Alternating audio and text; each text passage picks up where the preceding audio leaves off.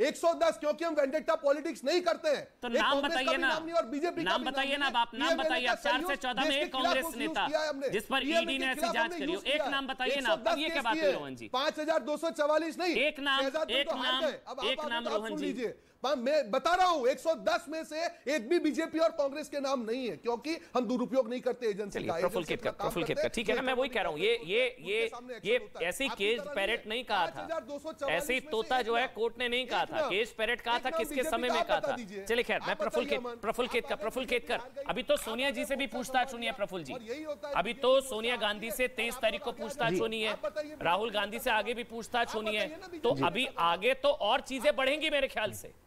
प्रफुल्ल केतकर, बिल्कुल बढ़ेंगी। उसका कारण है, देखिए, ये केस जब सुनवाई के लिए आया था मेट्रोपॉलिटन मजिस्ट्रेट के सामने, तो 26 जून को उस समय तो, क्योंकि ये केस जो है ये 2014 में बीजेपी की सरकार आने से पहले का केस है, और मार्कंडेय काजू और शांति भूषण ने सबसे पहले ऑब्जेक्शन रेज किया था।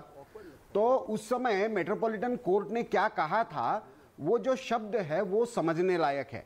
It appears that young Indian limited was in fact created as a sham or a cloak to convert public money to personal use to acquire control over 20 billion rupees worth of AJL assets. The court noted that all accused person has allegedly acted in consortium with each other to achieve the said nefarious design. ये design expose हो जाएगा।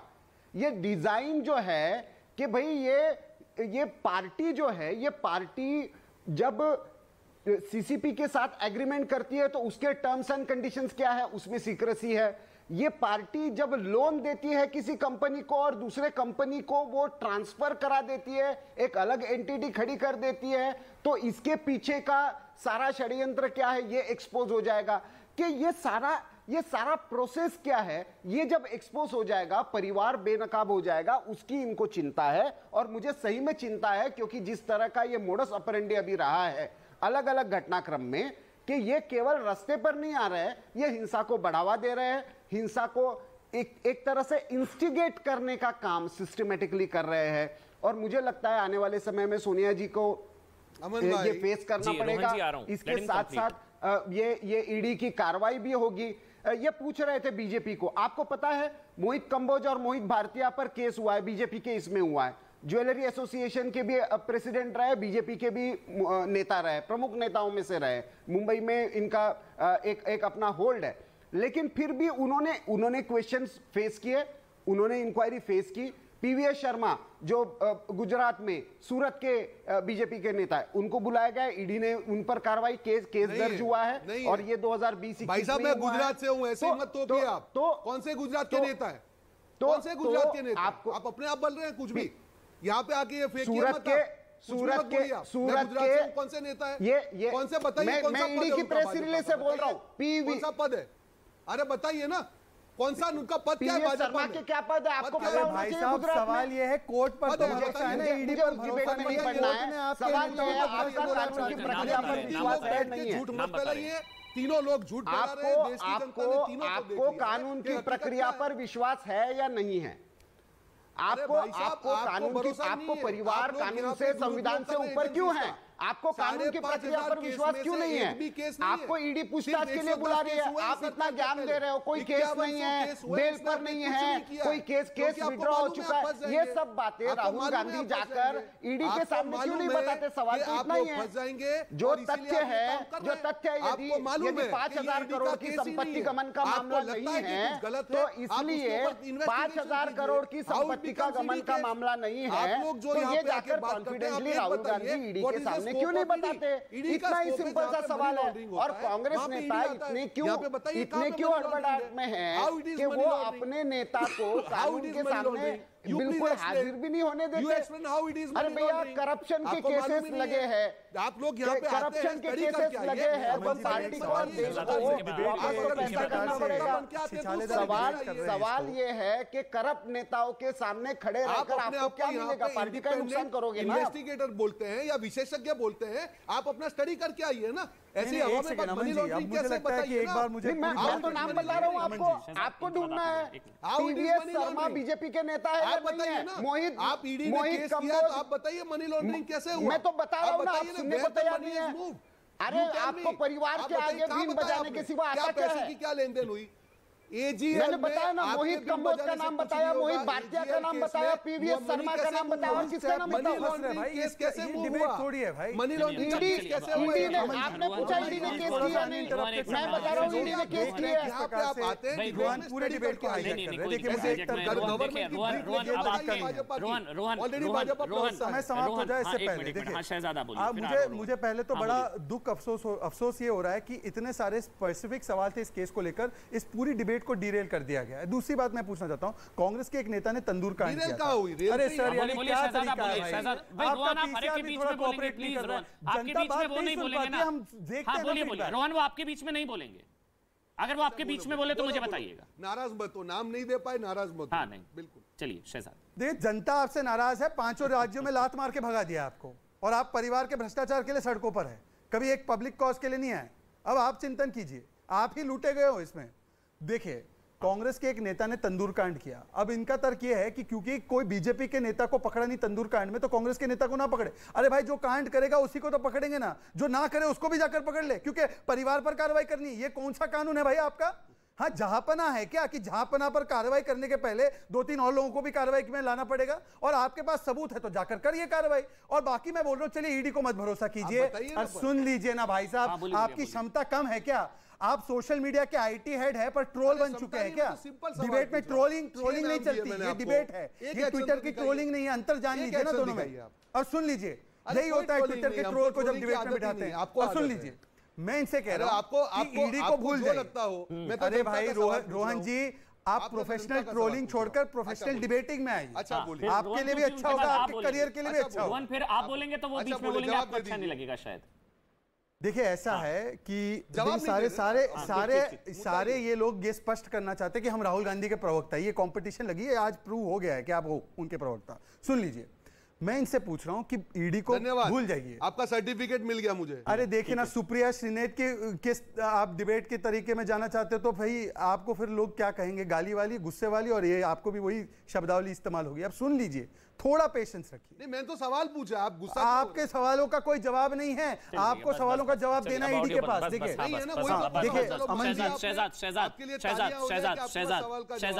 शहजाद अमन जी, इनको कोई agency पे भरोसा नहीं है, कह रहे सारी विंडिक्टिव है, सारी सिलेक्टिव है। ठीक है, कोर्ट के आदेशों पर चलते हैं, कोर्ट पर तो भरोसा है।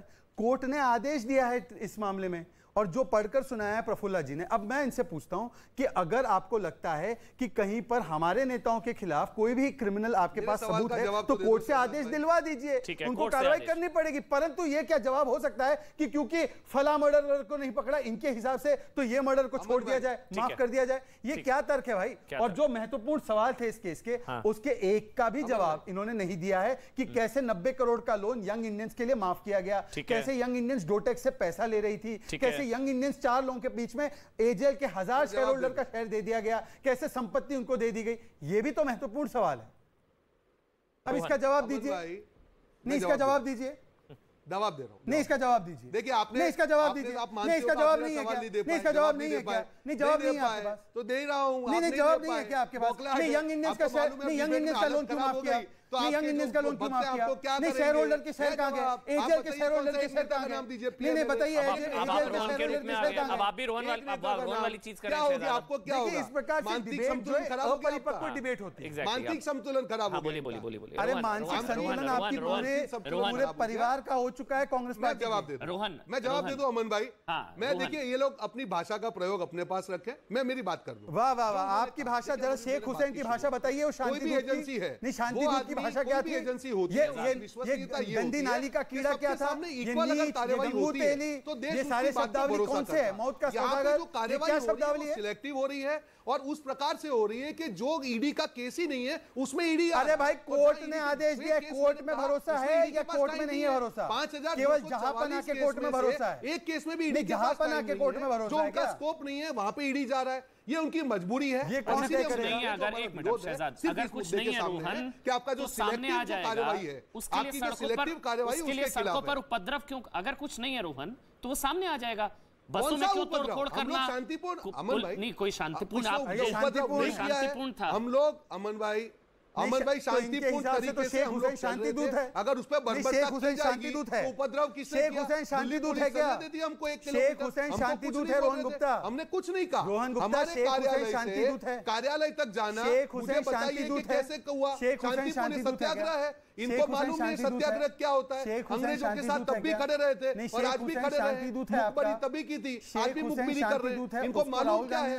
उनको मालूम ही नहीं है सत्याग्रह क्या होता है। हम लोग चल के जा रहे थे, अमन जी आराम से चल के जा रहे थे, उसके ऊपर लाठीचार्ज किया गया, डिटेन किया गया, मारा गया। ये हम लोग नहीं सहन कर सकते हैं। हमने कहाँ कुछ गलत किया है? ना हमने कहीं पे कुछ जलाया। गलत नहीं किया तो कॉलर क्यों पकड़ रहे हैं? विरोध किया। नहीं, विरोध गलत नहीं किया। क्यों किया? दिल्ली पुलिस ने क्यों अतिक्रमण किया? क्या अब इस तरह का विरोध हर किसी सांसद से पूछताछ में होगा क्या? फिर बिल्कुल अमन भाई, विरोध तब होगा जब शांतिपूर्ण तरीके से सत्याग्रह नहीं किए जाएगा। यह देश का अधिकार है। 1942 की बात हो, आजादी के पहले की बात हो, अंग्रेजों ने जो यही किया था और आज उनके जो वंशज हैं ये भी यही काम कर रहे हैं। उनका भी जो नतीजा हुआ था, इनका भी ये नतीजा होगा। मैं आपको लिख के दे रहा हूं, ये बर्बरता नहीं है। हर आदमी को विरोध का अधिकार है। हर आदमी को विरोध का अधिकार है। जो भी, अगर कांग्रेस की सरकार हो तो बीजेपी को अधिकार है। आप ये अधिकार नहीं छीन सकते, किसी से नहीं छीन सकते। और ये अधिकार छीनने का जो उन्होंने काम किया है, पूरे देश में उसका विरोध है। आज क्यों ये लोग डर रहे हैं? क्योंकि देश ने देखा है कि हम लोग शांतिपूर्ण तरीके से कर रहे हैं। हमारे एमपी के ऊपर, हमारे नेताओं के ऊपर, सीनियर नेता के ऊपर ये लोग बर्बरता कर रहे हैं। हमने क्या किया? हम लोग हमारे नेता के साथ चल रहे हैं, वो अधिकार भी छीन लिया। ये इनका डर है अमन भाई, ये इनका खौफ है। उनको मालूम है कि सत्य रोड पे आ गया तो ये लोगों की नौकरी चली जाएगी। इनके जैसे जो प्रवक्ता है वो घर पे बैठ जाएंगे, बोलेंगे क्या? क्या बोलेंगे? शांतिपूर्ण विरोध का अधिकार लेकिन रोहन, अगर मैं गलत नहीं हूं रोहन, ये तो हाईकोर्ट के ऑर्डर पर जांच है ना, तो ये हाईकोर्ट के खिलाफ सड़कों पर उतरना सही है क्या? ये तो हाईकोर्ट के ऑर्डर पर है ना। एक मिनट, बिल्कुल नहीं अमन भाई। जैसे मैंने आपको कहा कि ईडी जो भी कार्यवाही करती है वो करे। हमने जो विरोध किया है वो शांतिपूर्ण विरोध करने का हमको अधिकार है। हमने शेख हुसैन शांतिपूर्वक विरोध कर रहा था क्या? कैसे उसको खर्च किया? 1 रुपए का भी मनी लॉन्ड्रिंग नहीं है, 1 रुपए का भी नहीं है, तो कैसे ईडी का केस है? ये तो हमारा अधिकार है ना। हम लोग सवाल तो पूछ सकते हैं। विरोधी जो विरोध कर रहा था उसको अभी तक पार्टी से निकाला नहीं है। क्यों इनके बर्बरता क्यों? इनको क्यों डर लग रहा है? क्यों उनको ये सब आग लगाते हैं? क्यों दिल्ली पुलिस को बोलना पड़ा कि इनके ऊपर अटैक कीजिए? ये उनका खौफ है अमन भाई, सच बाहर आने का खौफ है। और हम सच बाहर आके रहेंगे, सत्याग्रह करके रहेंगे। इनके जैसे लोग जिनको ये भी नहीं मालूम है कि बीजेपी के एक भी नेता के खिलाफ कार्यवाही नहीं हुई है, यहाँ पे आके डिबेट करते हैं, बौखला जाते हैं। बीजेपी के नेताओं के खिलाफ क्यों फ्री फंड में कार्रवाई हो जाए? मतलब कुछ किया नहीं तो फ्री फंड में आपके लिए कार्रवाई कर दे। आपको आता क्या मतलब है? जाकर कोर्ट से कार्रवाई करवाइए। हमारे अगर आपके पास सबूत है तो कोर्ट से नहीं जाते भाई। इस पार्टी में थे ना, उस पार्टी की इतनी मजबूती है